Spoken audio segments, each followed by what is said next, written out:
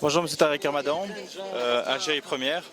Nous savons, tout à fait, nous savons que vous êtes égyptien et justement parmi nos très chers téléspectateurs, beaucoup vous apprécient.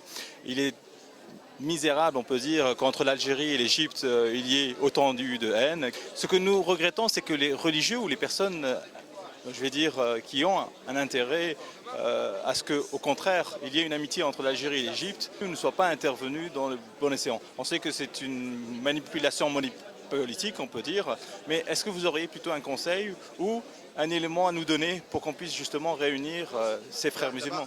D'abord, je ne suis pas tout à fait d'accord avec vous. Je pense qu'il y a des religieux qui sont intervenus pour condamner l'émotivité, la passion et des deux côtés, parce que je pense que les deux côtés sont responsables. Et nous, ce qu'il faut qu'on comprenne, c'est une chose. D'abord, la fraternité, elle est exigeante. La fraternité, ce n'est pas une fraternité émotionnelle, c'est une fraternité spirituelle. C'est-à-dire qu'il faut qu'on dépasse un match de football, il faut qu'on dépasse le patriotisme, le chauvinisme, et qu'on en vienne à se dire, mais qu'est-ce qui compte entre nous? C'est la dignité, c'est le respect mutuel, c'est l'amour de nos cultures respectives, et ça se travaille. Ça ne se travaille pas autour d'un terrain de football.